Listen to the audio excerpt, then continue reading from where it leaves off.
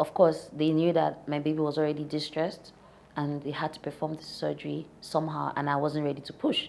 So we had to have that surgery. And the next thing I heard was, guys, let's do local. And I'm like, sorry? What did you just say? Did you just say local?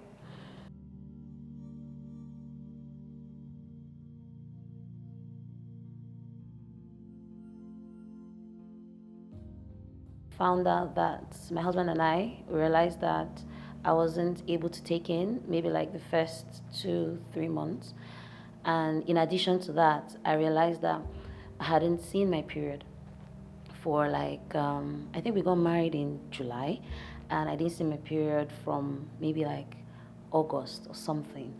So we're like wondering what's going on. For like 6 months. I had no period, and then went out to go, hospital to find out what's going on.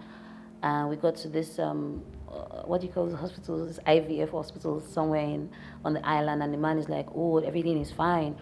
My hormones are okay and all that, but they're going to give me a drug that's going to help me to ovulate and things like that." And in the month where I took the drug, and then, of course, we saw each other and all that, and in that same month, I saw my period, and in that same month, I took in.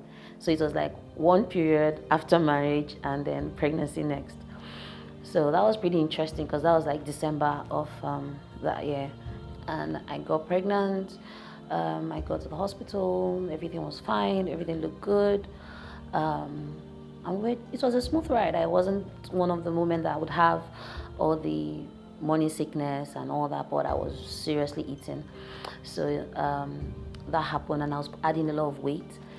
So I got to a point after about 3 or 4 months, I started having swollen feet. I started having shortness of breath, but I was keeping it under control, because my doctor had advised that I shouldn't like have to eat so much, but for some reason I was really eating during that pregnancy, and I gained a lot of weight. So fast forward to about 4 or 5 months into the pregnancy.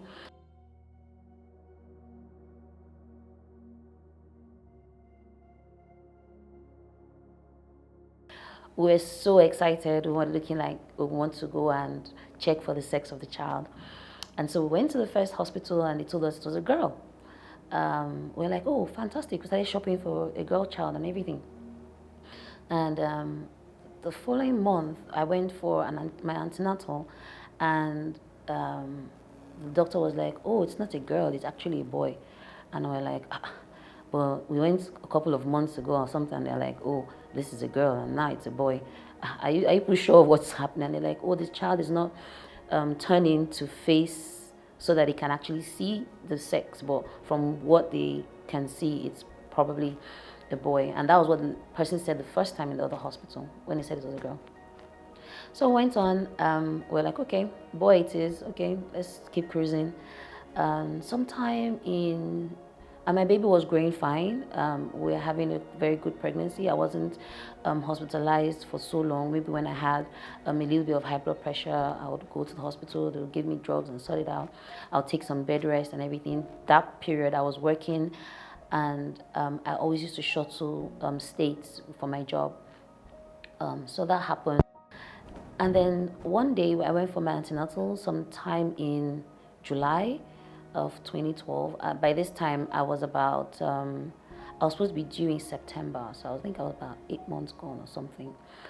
And I went for my antenatal, and they checked my baby's weight. My baby was about, I think it was about 2.8 or 2.9 kg. It was really big. So I'm like, oh gosh, that's going well. And then we asked for the sex that day, and this was really close, because we're like, oh, this is actually really close to the time, so whatever sex they tell us by this time should be very correct. And then we're like, okay. So we went, and after the antenatal, the lady tells me there that it's actually a girl. And we're confused, like, why is everybody giving us that? Am I having twins? Like, what's going on? So we're like, you know what, let's go to one of these specialist hospitals somewhere on the island. So we went to Reddington or something. We went to Reddington, and I was like, oh, they have the whole, gizmo and gadgets and things that make you, see 3D of your child and all that. So I got there. That was about the following week after that antenatal. So I got there, and then they did the scan just to check for the child sex. So we took the scan, and lady's like, "Oh, it's a boy. Just look at the whole thing. There's a really big, screen that shows you the whole baby in your tummy and all that, looking so grand." And we looked at it, it was a boy, and she was like, "So when are you due?" And I'm like, "Oh, I'm due in September." And she's like, "September, are you sure?" I'm like, "Yeah, I'm just like a month plus away."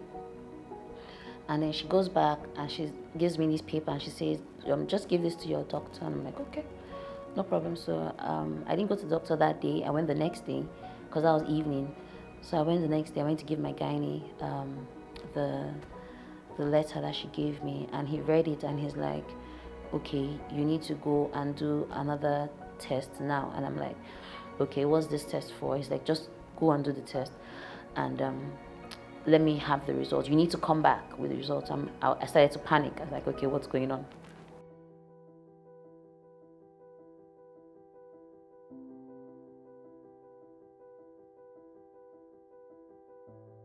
He's like, "Just calm down, go."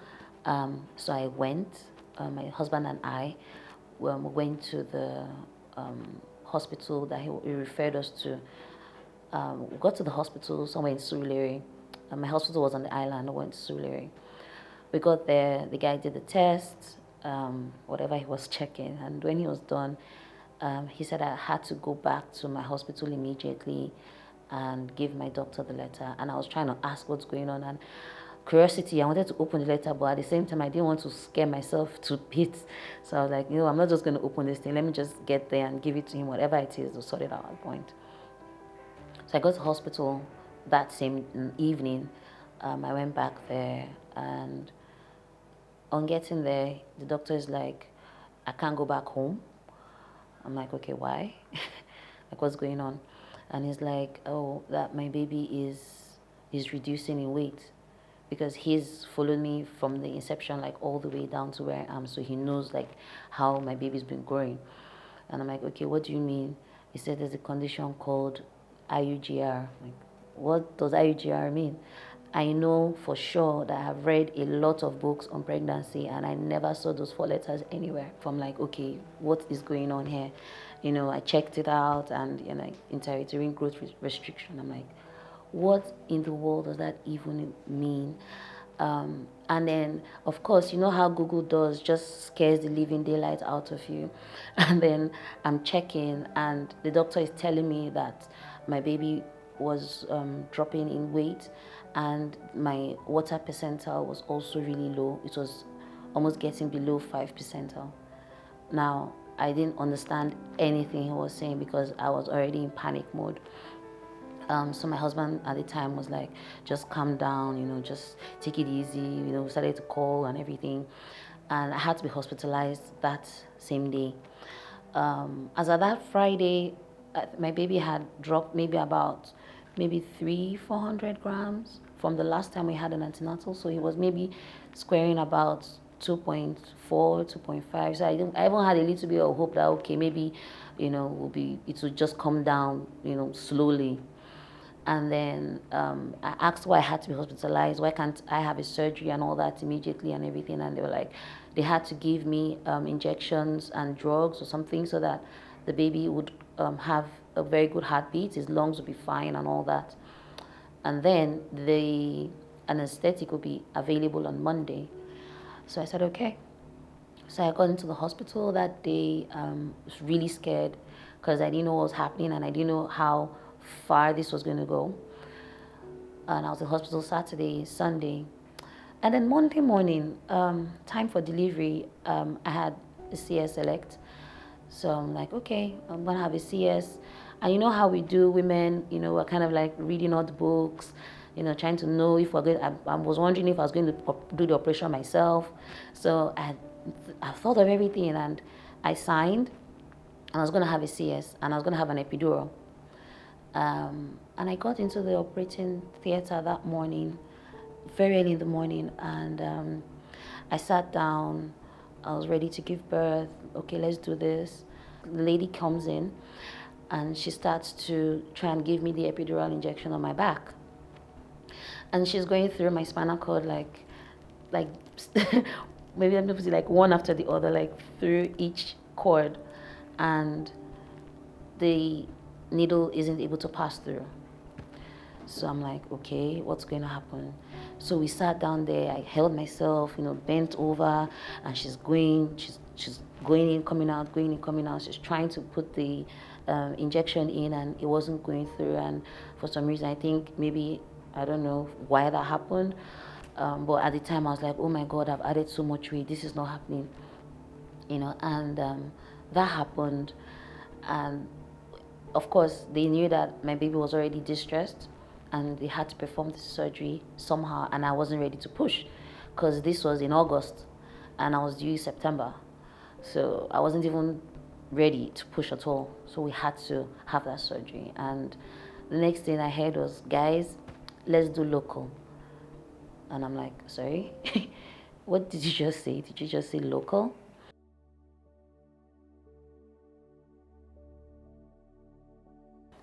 And she's like, you just have to brace yourself for this. And I'm like, okay.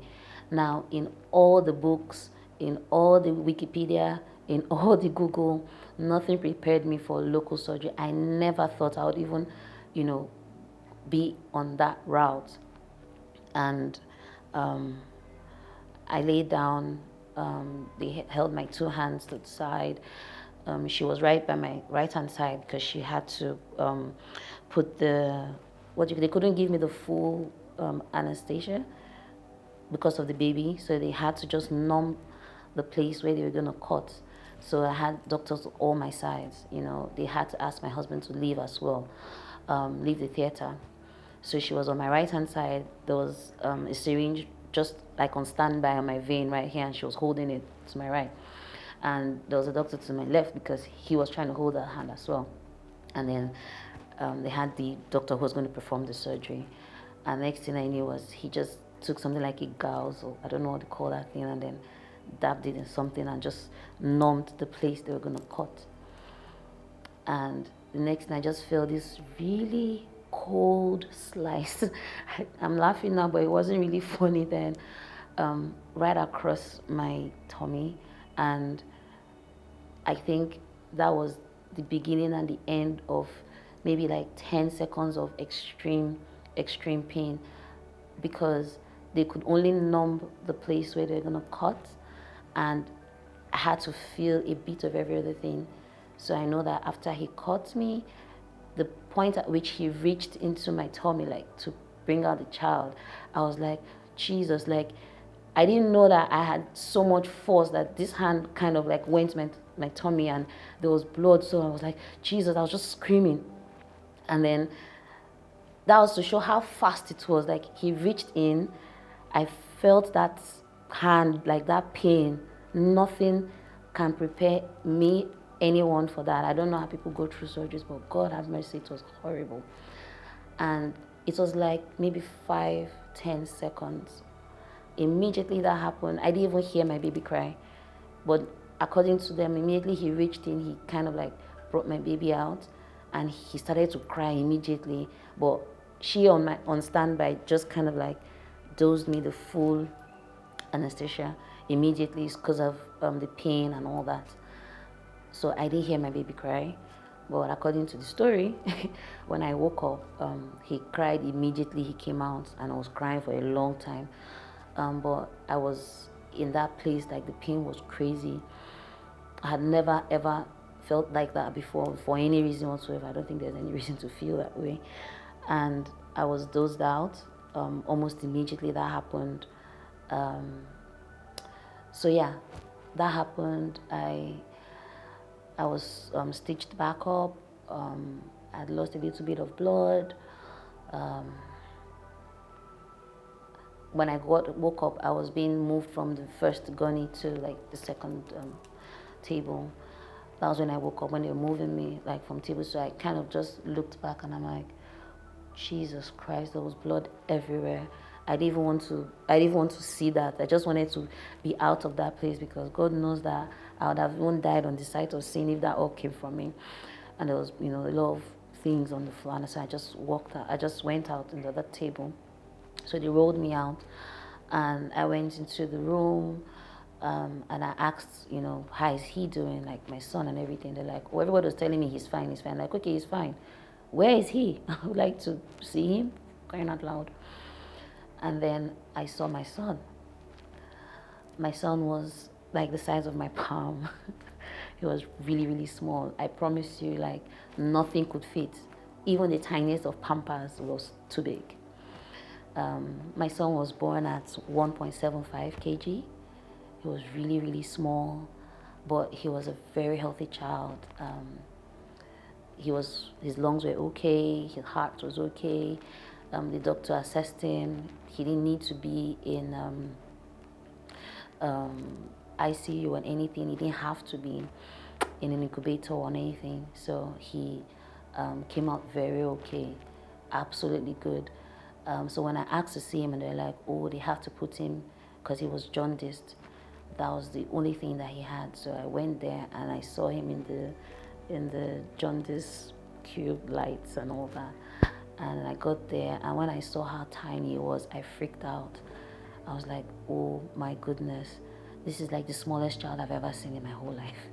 My own child is so tiny, but you're so flowing with love, and you're wondering like, what next? And I realized that I couldn't even take him out of that cubicle. I had to wait. He was seriously jaundiced, and I wasn't also milking, so I couldn't breastfeed. I didn't have anything, so when it was time for him to eat, we had to go get formula for him. His first meal was formula. Until I started to express, I was able to express milk and give to him as well. My son was in the thing for the jaundice lights for about maybe 2 days, 2.5 days, thereabout. And then he came out. By the time he was out of that place, he had dropped to 1.5. Now the doctors were really worried because he was really small. He was breathing very, very minimally, like he could breathe, but it was just a little so we had to be in the hospital for another 3 to 4 weeks. We stayed in the hospital for him to pick up his weight. During which we had the naming ceremony in the hospital. It was pretty funny because I never envisioned that would happen. None of his clothes fit, because of course we had shopped extra and shopped all sorts, 0 to 3, nothing fit. We tried getting Pampers his size, nothing fits, so we just had to make do with what we had. He was really, really small. Like at the time, I think my mom was also really worried about carrying him because he was really so small. Like he could actually fit into my palm, and we're in the hospital. Luckily, we were there for about, I think it was more than a month, maybe about 4 weeks or plus, because it took a while for him to gain that weight. So he gained his weight. We left when he was over 2 kg. We actually begged to leave because they wanted him to be over 2.5. But we begged, we're like, look, we've been here too long. Like, this boy is actually doing well. And yeah, we left. This was actually about 8 years ago. He's grown into a healthy boy. I don't have any reservations. I was worried, I'm still worried because sometimes I just look at him. He's really so tiny when his age compared to his mates, but I've gone past that because when he was growing up, we figured that he might have, complications and things like that, but, God being faithful, like he's just been a normal growing child, just smaller than the rest, but perfectly normal. And yeah, he's going to be 8, August 13th. Next month, and there we are. But one thing is certain, it's an experience that made me not get so eager to having another child anytime soon, and I don't know if that phase or that fear will pass, but I'm very grateful for where I am with this child, and I think for now that's the most I'm ready to do. I don't think I'm ready to pass through that ordeal or something that is going to, kind of expose that kind of fear or I don't know what to call it. Let me use the word fear. I think I'm not over what happened because it was really, really, life-changing for me. It wasn't something that I would say, oh, I'm ready to get pregnant and have to go through something like that. I know a lot of people have positive stories of their pregnancies, but for me, this was just life-changing, and I'm happy where we are. Looking at it today, sometimes my son will ask me, if I ask me so many questions on so many levels, I wish I could just shut him up for a bit. But then I get the question often like, oh, when am I having a baby brother or a baby sister? In fact, that's not even the question. I think his question is more in the sense of, why am I the only child? You know, like he goes out, sees his cousins, everybody's like 2, 3. And I'm just like, just wait. Just hold on. The time will surely come. There's a time for everything. You know that, right? And he says yes. I say, so when it's time, trust me, you'll be the first to know. And I think for me, that's just fair enough. We can deal with that.